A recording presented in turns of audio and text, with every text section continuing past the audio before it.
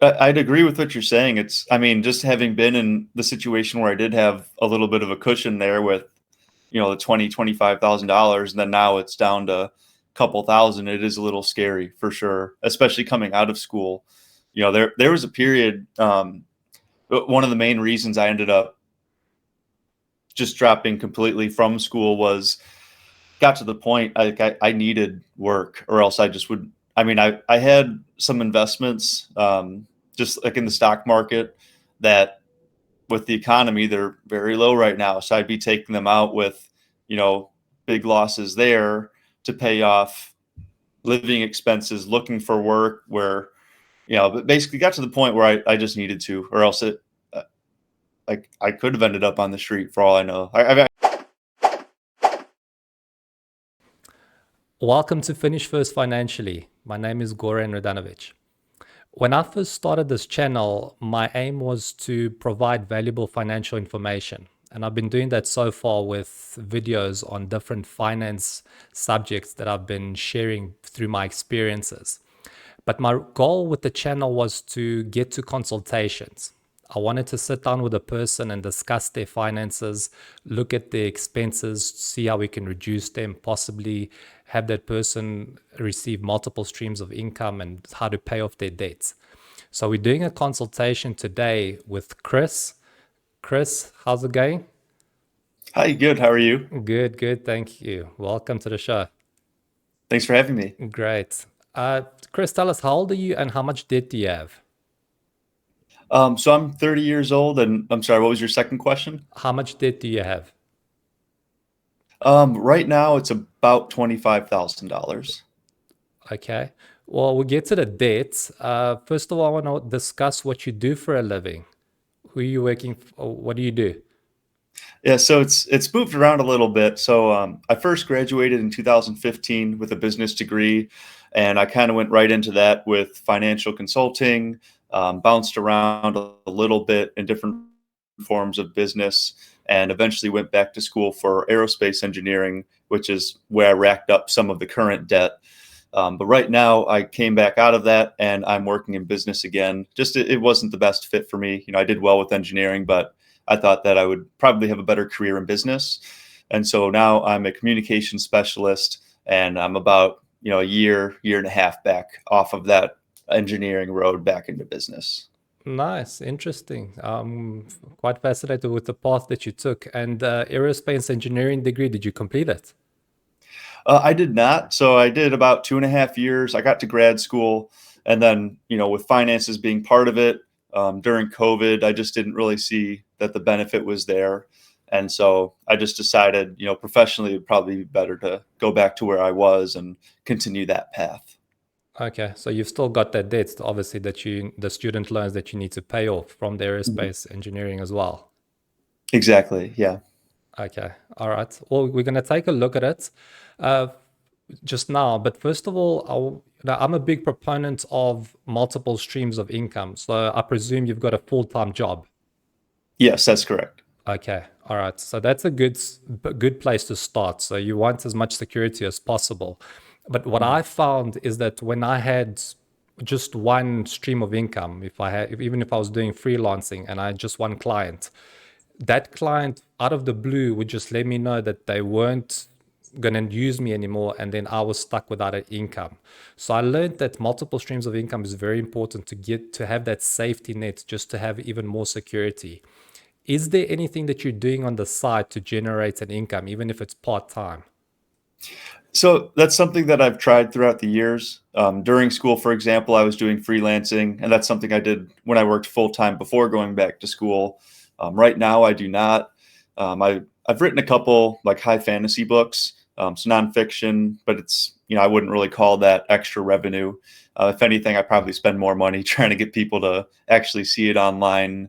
I have a kind of fitness apparel, just graphic tees that I have a kind of third party distributor. So it's not like it's high cost to me, but both of those I'm sort of working through, but they're definitely not profitable by any means.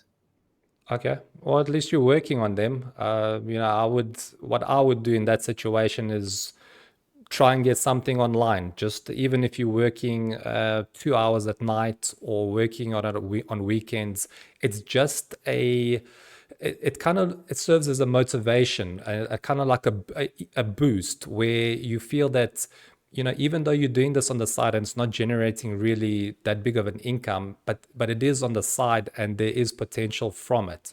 So I found that to really help me when I kind of had that on the side. And there were times when my main income just fell away, and I had this little income which wasn't really paying all of the bills, but it was just something to kind of start off on. I think that really helped me. So I believe you're a bodybuilder, if I'm correct. Mm. Okay, are you generating any kind of income from that? Are you competing professionally? I'm sorry, I had a car go by outside. I apologize. I couldn't hear you. Are you generating any kind of income from the bodybuilding? Not currently. The most that I get, so I have a social media that, it's about 30,000, say, in that space. And I'll get companies that reach out just for like, hey, try our product, and they'll give a sample, but it's not anything like no paid opportunities really. Okay, all right. So let's get into your finances so that we can see exactly what's going on there. You mentioned $25,000 of debt. Would you like to break it down for us, please? Yes, so part of that's a car, about 7,000, I'll just say estimate. So I got a new car recently. Just the old one I had was kind of getting there, so I just needed a new one.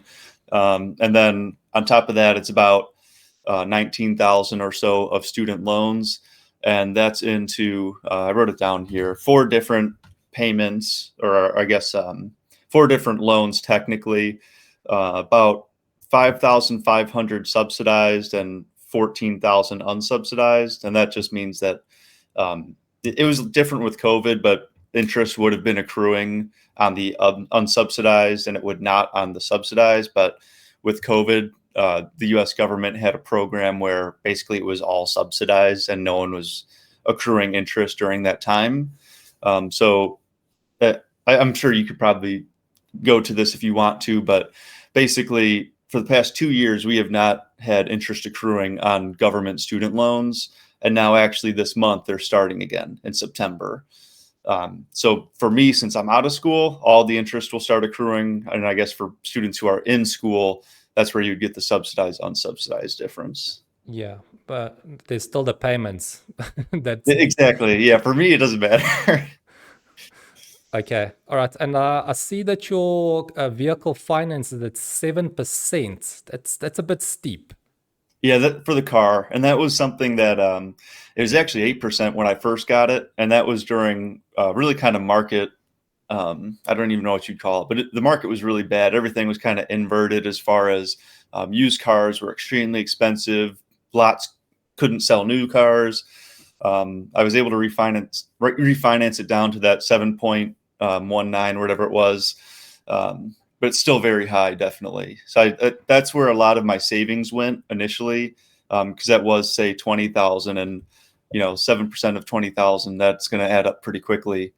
So I brought that down to where it is now, pretty much as quickly as I could. But now I need to shift to these student loans, I think, a little bit. Okay, so at the moment there's about 7,000 balance on the car, and Yes. you mentioned a your assets are worth 20,000. What is that? So a little bit more actually. So I have just money in the stock market, but Okay, those are your investments, but you mentioned another asset. yes. Oh, okay. I was just putting that on the car on the sheet that I sent you, So you're like about saying a value. your car's worth $20,000. Yes. Okay, all right. Brand new car, second-hand car. Yeah. So it's 2017. So it was used. Okay, currently it's worth 20,000. You owe 7,000 at 7%. Uh, I think you might know where I'm going with this, especially because I'm not a big car guy. So what I did is the first debt that I paid off was my vehicle finance. I got that out the way because my car monthly expenses were 30% of my salary. So that was absolutely ludicrous. And I knew if I didn't have those expenses anymore, I'd be able to dedicate a tremendous amount of money to my debt. So looking at your situation, you've got a nice car worth 20,000, so you pretty much have $13,000 equity in it. What if you were to get rid of that car? Because I see your gas expense is about $80. So you're definitely spending less on gas than the average American, which tells me you're not driving as much. What How would you feel about getting rid of that car? I'd prefer not to. So part of it, part of what I was thinking was just as far as you mentioned the gas. My job it's within 10 miles, so it's a pretty short commute. So that was part of the calculation where, a past job I had been commuting, say, 30 to 40 minutes a day, and gas is maybe double or even triple that. Whereas now I have one day working from home, and then I have 4 days in the office where I drive over. But it's just something that I guess was kind of, I wouldn't say a life goal, but it's one of those things I've always kind of worked towards saving to get a good car. And that's, something that I feel like I finally have now. And I believe it's within my budget, but it would just be accruing the interest on the debt and financing it a little bit. But you've got debt. So if it was within your budget, you wouldn't have any debt. So what I'm saying is the only way to afford something is to pay it with cash, preferably be able to afford it 2 or 3 times. So once I got rid of my vehicle finance, I paid off my debt and I had significant savings. I built up a quite a significant savings account. I could definitely afford a car for cash, but I didn't go down that route because I knew there was a lot of expenses, the gas, the insurance, all of these expenses that come along with car ownership. And by avoiding those expenses, I was able to just save even more money. And that's what really helped me. So looking Mhm. at your monthly payment of $404, which is just below the average payment for a used car. Then you've got insurance, which is quite steep, 224, and then gas 80. So you've got a total expense of $700 that's just going towards your car. Mhm. Yeah, it is a lot when you add in the insurance for sure.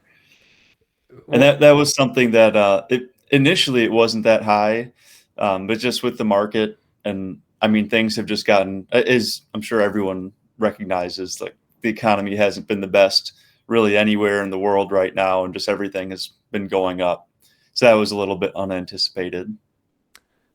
okay, so here's what I would do in your situation. You've got $13,000 equity in this car. If you sell it, you now have $13,000 and you no longer have a payment of $700 every single month. So not only do you add this 13,000 to your savings, but now you've got an additional $700 every single month. You're talking more than $8,000 a year that you can dedicate to this debt. And instead of having this car, you're going to use public transportation. Is that inconvenient? Is that uncomfortable? Is that not cool? Yeah, I agree with you.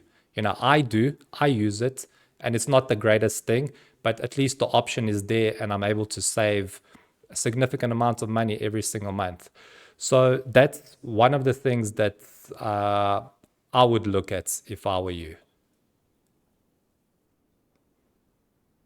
How do you feel about that? You're still on the Oh, fence. well, I was thinking, yeah, as far as public transportation, I don't think I can with where I work. It's kind of a new development. So as far as I know, there aren't any like buses or anything that go over there, but I would have to look that up.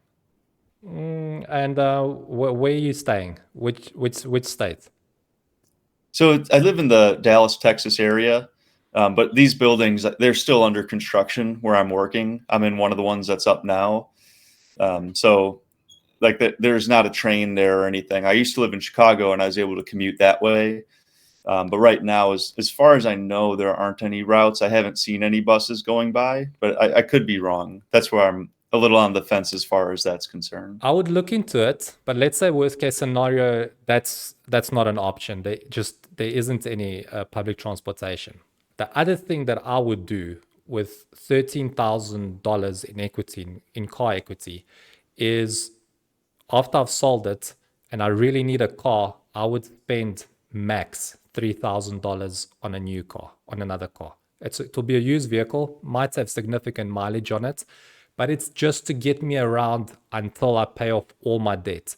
Once I've paid off my debt and I'm in a better situation, then I can think about upgrading to another car. So that's what I would do if I really needed a car, spend max $3,000, and there are reliable Toyotas, Hondas that will definitely get you around until you can afford a better car. So that's one of the things that I would consider, but obviously it's up to you. I think it's definitely going to help you to pay off your debt much faster. I'm going to look at your other expenses as well, and I can tell you that if you were to follow that route, you would definitely, I mean, you know yourself, you can do the maths, $8,000 that you'd be dedicating just from that one expense alone to the debt. So if I could ask then, how would you leverage the money that you're saving? Were you thinking the student loans, put it into that? Well, what I'll do is I'll definitely get rid of the car first because you've got, if it's possible, not to replace it. So get rid of the car. So now you've got more savings. I'm going to come back to that savings after I've gone through all of your expenses. There's a reason for it because I did something before I went all in on debt, and that's extremely important to do because most Americans are living paycheck to paycheck. They're 1 month away from the street, and I was homeless as well, so I know what that feels like. And because I didn't want that to happen again, I had a safety net. I wanted a safety net. So when I started saving money, what I did is I accumulated enough savings for 6 months of essential expenses. And that's your rental mortgage, utilities, and food. Those three expenses are crucial for survival. And so I had 6 months worth of those expenses saved, and I also had an emergency fund. So in case there was a water pipe that burst or a window broke, I had about $2,000, and that would cover about two emergencies. So the minimal amount for an emergency fund should be $500. That's very minimal. It might not even cover one, but at least it's something. But preferably cover two emergencies for $2,000. So it was the emergency fund that I first had and the 6 months of essential expenses before I went all in on debt because I didn't want to end up on the streets again. And I think most people don't really know how close they are to the street. Okay, so that's one of the things that I would do, or that I did actually, with my journey to financial freedom. I had that safety net, I wanted the security, and I had the emergency fund and 6 months of essential expenses. So with $13,000, I mean, that would carry you for several months in case your income was to stop and you needed to replace your income. Would you agree with that? Yeah. Okay, all right. So that's something to consider. It's up to you, but obviously that money will only come into effect if you sell your car, Mhm. which you're still thinking about. I'm not even sure. I don't know if I can even say you're on the fence. You're more like you're in your car. You're not on the fence. Thinking, okay, what are your other recommendations now? Well, the other one was obviously selling that car and then buying another car, but a much cheaper Yeah. one. So that's Mhm. another thing to consider. You know, I also thought I was cool. I wanted a nice car. I had a very luxury BMW, and I thought everyone thought I was the man, which I wasn't because I was suffocating in debt. One of the Yeah. reasons was because of my car. And once I got rid of that car, what made me feel even cooler was that I paid off my debt and I had a significant savings account. That made me feel much better than pulling up to a traffic light and having some stranger impressed with my car, which actually didn't even belong to me, it belonged to the bank. Yeah. Okay, so that's your car. I'll leave it at that for now. You think about it. Just think about $8,000 every single year that could go into your student loan. So we'll come back to it. Hopefully, you'll change your mind. But let's take a look at your other expense, your rental. You are currently paying almost $1,500 per month. Mhm. All right. So what I did when I was looking to pay off my debt as soon as possible was to reduce all of my expenses, because I knew that if I reduced all of my expenses, I would have the optimal amount to dedicate to debt. And for all of us, most of the biggest expense is our rent or mortgage. And at the time, I was staying in a one-bedroom place. So there wasn't really much I could do with it. It's not like I could rent out some space to somebody. And instead of going out and looking for a cheaper place, I really wanted to optimize my savings. So I looked for a room. I rented a room from an elderly couple that had a three-bedroom place, two bedrooms were open, and I rented one of their rooms. And by doing that, I cut my rental expense by half.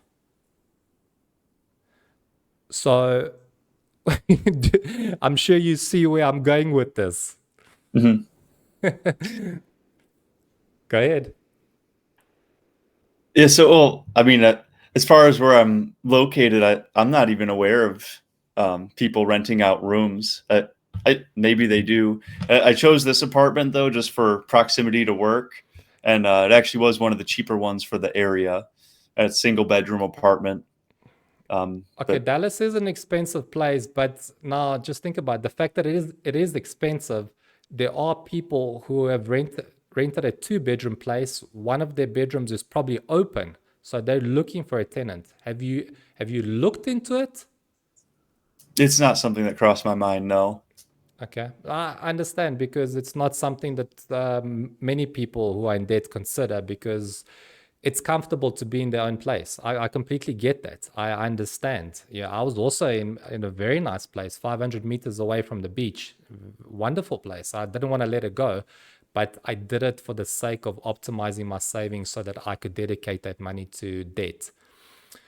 So, what I was going to say, you've obviously heard my scenario, what I did. If you were to get a one-bedroom place in Dallas, if you were to share with somebody just a room, is it fair to say that you would be paying at around $1,000 a month for that room? I really couldn't say. I just don't know. But as far as so I'm paying about 15,000 or 1,500, say. I know that a lot of apartments in my area are closer to 2,000. Just as far as say I did the single bedroom apartment, and then actually in the city it's 2,500 to 3,000 usually. So where I am, I'm pretty comfortable with. But then as yeah, I couldn't tell you as far as renting a room or I don't know anyone else that's in Dallas to say have a roommate or anything like that. I don't have a wife or anything to split expenses. Well, yeah, if you don't have anybody to split expenses with, then you find somebody if you can, which I think is definitely possible. There are people that are in all cities. I think, once a person is determined to go down that route, then they definitely they ask themselves the right questions and they always find the answers. If they haven't even explored that option, if they're not even thinking about it, then they're more likely to come up with roadblocks. It's called excuses, pretty much. I mean, to be completely honest, but that's what it is. So I would say, it's a fair assumption to say that your rental expense would decrease by at least a couple of $100 per month if you were to share an apartment with somebody. So I'm going to write my $500 that I had in mind for splitting the rent. So already we're at with the car expense, $700 that you would not have those expenses if you didn't have a car. Or at least, I mean, it would go down to $500 if you had to replace, well, Yeah, actually, 'cause you still have the insurance for another car. So yeah, that's probably fair. 500. well, yeah. So what I'm saying is your expense would actually decrease by 500 because now you no longer have the car payment, which is you're currently at 400, and then your insurance is pretty high. It's about 224. So at the moment, your total car expense is 700. If you were to get rid of the car, even if you got another car, you would have expenses of about $200 per month. Hmm. All right. So that's a $500 saving. And then with the rental, that's another $500 saving. So there's $1,000 already, $12,000 per year that could be dedicated to debt. So, how do you feel about that, Chris? So, well, I think part of it is it just comes down to, at least in my current state, it would be job security. And what you were saying, as far as say I got laid off, for example, um, that would really screw me over a lot. So, I agree. I um, agree. And that's why you want to be yeah. in the best financial position possible where your expenses are minimal. Because we don't, we look at things when they're going well and we just believe that they're going to keep going well. We never plan for, well, what if this happens? And if you decrease your lifestyle, now you've got more money because your expenses have lowered. And let's say that happens, you lose your main income. Now you've become accustomed to that lower lifestyle. You're not adjusting. You've been there for, let's say, at least a couple of months. So you're fine from that mental emotional perspective, which is a big thing. Believe me, when people have to downgrade their lifestyle because now they've lost their jobs, their whole life has been turned upside down, that's a big thing for them. But with you, if you were to do that, now you've decreased your expenses, and if it doesn't happen that you lose your job, well, then great. You're in an even better position. But if it does happen, then at least you've got that mindset where you already have lowered your lifestyle and you just keep going. And all that's really necessary is for you to find other work because you've done all that you can. You've lowered your expenses as much as possible. Okay. So you're going to think about the car, getting rid of it. Oh, that cheeky smile tells me like, forget about it, Goran. Not happening, huh? Well, I think what I would look at first as your first suggestion is more additional work and less freelance, or I'm sorry, not freelance, but less of the entrepreneurial ends, and look more for concrete freelance, maybe as a W-2 part time, a 1099, just contract work, because that's something that I did do in the past. So I do know what you were saying before. Like I could probably leverage another 10 hours a week if I'm able to get another job.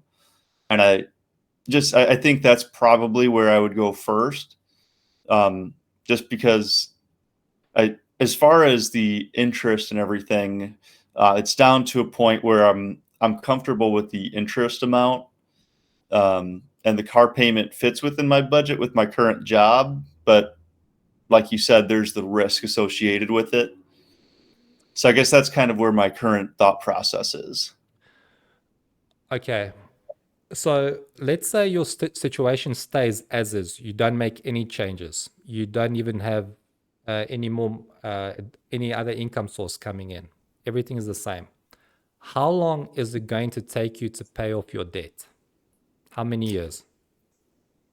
So probably, if I had to, probably 2 to 3 years is what I was anticipating. 2 to 3 years. You've got $25,000 in debt. And at the moment, how much are you saving per month? About $1,000. Okay, so how would you pay that off in 2 to 3 years? Just leveraging, I mean, the savings. I really don't spend a lot on, like say going out to eat or buying other personal things. Kind of like the car was my splurge, like a big, like, this is kind of for me sort of purchase, where usually I don't spend a lot as far as things like that. Okay, So really, I typically in a month, what I was doing before I started turning more towards looking at the student loan, I was probably putting about, say, $700 or $800 into the car each month, as opposed to what was required of the 404. okay, so you saying you're gonna take all of your savings every single month and put it towards the debt? A lot of it, not all of it, maybe say 75% is what I was thinking. So building up savings very slowly, a little bit at a time. And then obviously, if something happens, I would have a little bit there. And then maybe the next month, instead of overpaying on my loan, keep it down to the minimum. Because actually, with the car payment, I'm ahead right now. So I technically can push it out a couple months before I would have to give the next payment. That's just the way it's structured. So I could not pay that for a month if I needed to. But then obviously the interest is still accruing at the 7%. Okay, so if you were to go down that route, you do it your way, you wouldn't really have any save. Well, you had, let's say, 25% of savings is what you're saying, and then dedicate 75% of the savings to paying off the debt. That's most likely to take you 3 to 4 years, I would say, about there. Okay. So that's not a bad position to be in. But if you look at the scenario that I presented, let's say you do the 25% of savings and you putting that away every single month, and your income now stops next month, what then? Yeah, then you know, I would have to make very drastic changes for sure. That's something to consider. Yeah, it's one of the big things that people don't take into account when they've got debt is risk. That's a big thing that they don't consider. They believe that the money is just going to keep coming in and they'll be able to pay everything that they've got, and they're going to be fine. But they don't account for inflation, they don't account for layoffs and all of these things that go along with that. And another thing is also demotivation. If the longer you postpone paying off your debt, the more likely you are to give up. And one of the things that really helped me to pay off the debt is just going hard into it. And when I saw that I paid off one, then went on tackled that next one, and that just gave me a motivational boost. It showed me that I could do this and that the finish line was just right around the corner. Whereas when you delay it, you kind of get halfway and you think, well, geez, I mean, I've been paying all of this money, it's been going out of my account, and I've hardly made any dent in it. And that's likely to put some people off, and that's when they try look for other avenues, student loan forgiveness and all these other things that they do to not pay off their debt.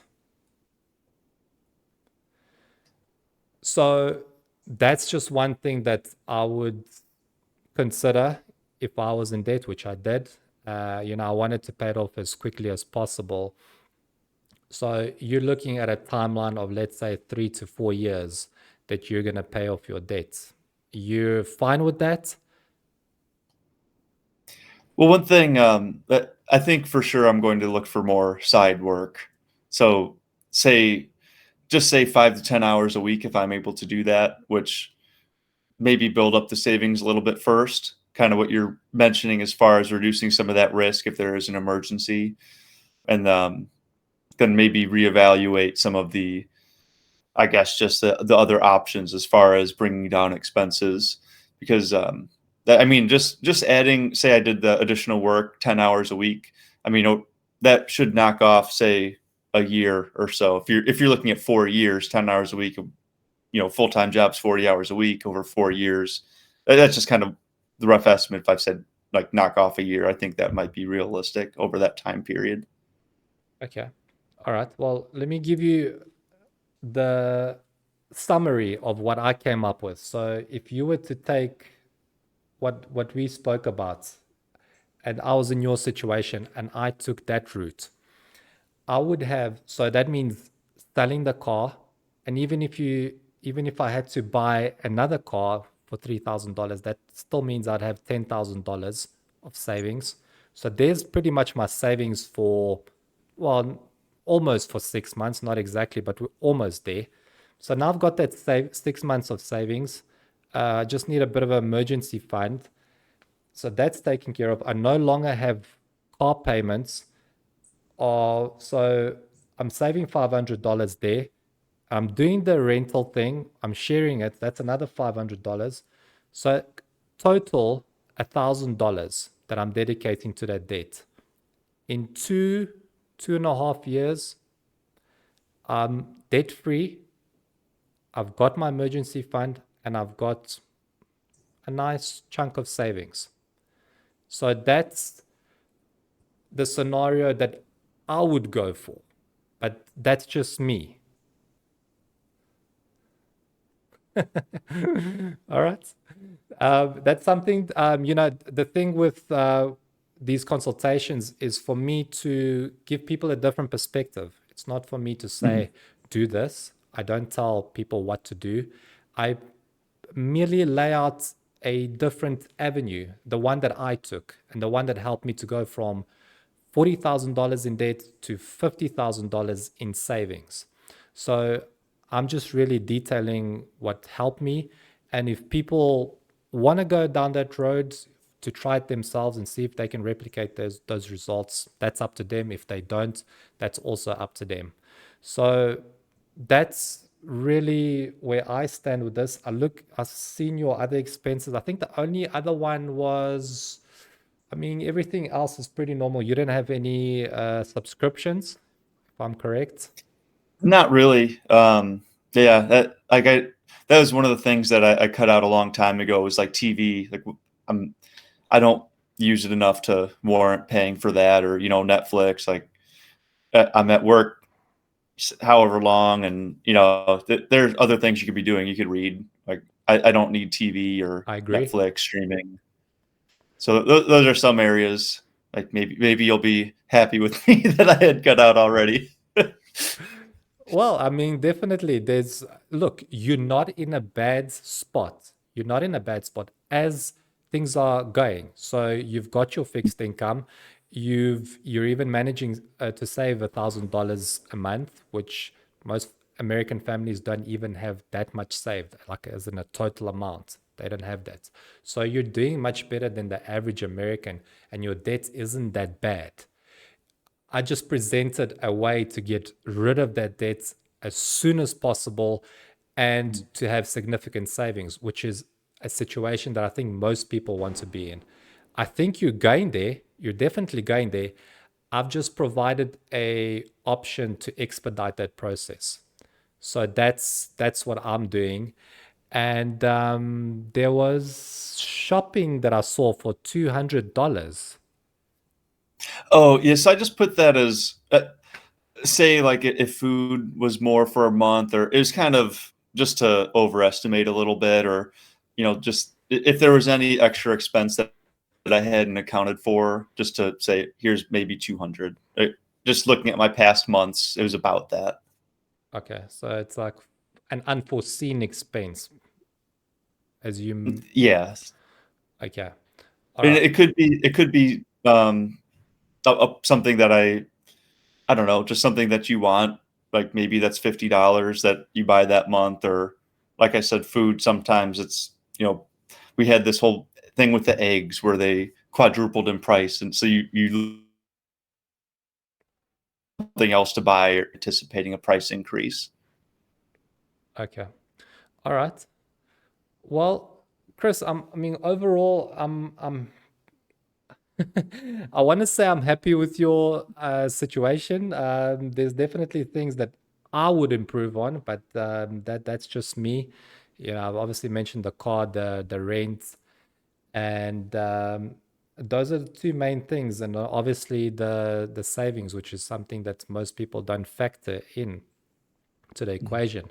So I think those are the very important things to consider Did you have a significant savings account before?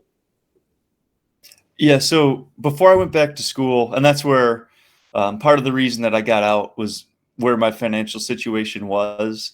I had about, let's see, I think it was about $25,000 in savings, and I had dedicated that for going back to school for what I thought would be about 2 years. And Okay. there was, this is where, I'm pretty disappointed in the education system. There was major miscommunication as far as how long the degree would take. So that 2 years spanned out into 4 years, and I'm already going through this process, and it's like, okay, I've already spent say 20,000 from the savings, and I was working part time just to pay off my living expenses. So it's like I had the loan going up to what it is, almost 20,000, and I had spent about 20,000, and I thought that's about where I'd be finishing. And then they said, "Oh, well, actually, you have these other degree requirements," and so that's where I was like, "Okay, I don't think that I can keep going down this path," because at that point I would have been, way over leveraged, and it just would not have worked. So did you blow $20,000 in savings during this period? Yeah, about a 2 year period. And that was mostly the living expenses for school, and then the loans I was using on tuition. Okay. So what would you say you learned from that experience? Well, probably the biggest thing was just, I mean, well, with schools, there's a lot you could learn from schools where, advisors don't always tell you the best information. That's the biggest thing I would tell students. Make sure you're double and triple checking with other sources and don't just rely on what they tell you. Um, but beyond that, as far as spending, I could have started a part-time job sooner. I started in like basically that first year, I was really dedicated to getting back into studying, and I was not working. Then the second year in, I was working part-time, about 10 hours a week, or maybe a little bit more than that, but you get the idea. I could have started that sooner. Um, Another avenue would have been to just do school part-time, and where in my mind, I was thinking, okay, well, if I do school full time, I can get this done faster. It would cost less. But realistically, if I'm doing it part time, okay, it expands it out a little bit further, but then you're not in a risky financial situation. Okay. I'm just gobsmacked at the $20,000 that just went down the drain because, well, obviously you needed to live, but that's at least you had it. That's a good thing. That's why this thing of me mentioning the savings account, which is so crucial, is what one of the things that people need to consider. Obviously, the point of it is not to dip into it unless you now no longer have an income and you're struggling to find new work. So it's just a safety net until you replace that income. But it is absolutely not to be used just as kind of splurge money because that's what I'm sensing from you. It was just like, well, I had it, so might as well use it and spend it. Well, at that point, I did have the full intention of finishing the degree, and that would have increased my annual projected salary out, say, another 50% from where it was. So where I'm thinking, okay, I have a degree that's now I would earn more, and so I would have debt, but it would be paid off a lot sooner. And so realistically, I was thinking, say I finished with, and this is just I'm throwing out a number. It's not calculated. But say it was like 50,000 in debt, but if I have, instead of say $60,000 job, I have $100,000 job because it's a more in demand technical field, then that 50,000 doesn't look like very much in comparison. So that's kind of where my mindset was when I was returning to school. Okay, all right. So I'm sure you've learned that things don't always work out according to plan, and dipping into the savings, it's not for me. I would not recommend it. Definitely not, especially at at 20,000. That's a significant amount. At what point did you decide to actually now stop focusing on spending the money from the savings account and look for work? After how you spent how much? Maybe about half of it or so after that first year, because Okay. it was part of getting back into studying again, and it was a new field. Like, I'm pretty good at math, but it's a lot different when you're applying it to a subject and it's more advanced like that. So part of it was being able to get acclimated again, and just really trying to figure out how much I could spend for part-time work while still performing well enough to try to reach my academic goal. Okay. Well, at least you had a plan. I mean, I'll give you that much. But Maybe not the best plan, a plan. it was something. But yeah. So lesson hopefully learned. I'd say so. Yeah. Okay, good. Don't dip into the savings and try and replace the income as much as possible. And obviously, all these hypothetical scenarios usually don't work out. Sure, it's a plan, but it's Well,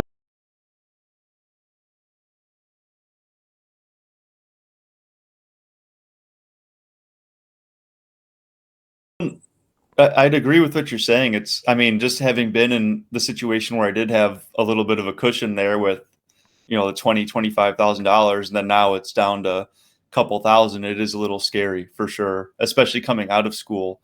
There was a period. One of the main reasons I ended up just dropping completely from school was got to the point I needed work, or else I just would. I mean, I had some investments, just like in the stock market, that with the economy they're very low right now. So I'd be taking them out with, you know, big losses there to pay off living expenses, looking for work where, but basically got to the point where I just needed to, or else like I could have ended up on the street for all I know. I could have gone back to my parents, for example, and not like lived on the street. But that's a big life change for sure, and it's something that if you can help it, you'd rather not do.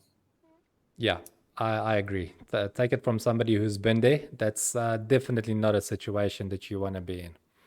All right, Yeah. Chris. I hope that I've shed some light on what I would do and how I could maybe turn this thing around, put it in a different direction, switch gears, and that's what I've got for you. I hope that some of this information has helped you to maybe consider a different path to look at. I mean, I know you mentioned obviously you want multiple streams of income so that you've got more money, so that you can pay off the debt quicker. And regarding the reduction of expenses, how you feeling there? Well, I think that just having the different perspective helps, and it's something I have to think about.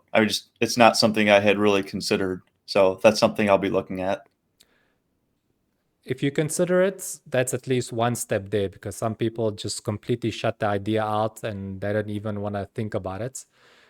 Consider it and see how you feel. Maybe run the numbers again. And, as I said, it's a significant savings that you'll have and you're going to be debt free in 2 years. And I can tell you personally, from being debt free and having savings, it's an amazing feeling and you want to get there as soon as possible. So that's what I've got for you. Yeah, I really appreciate it.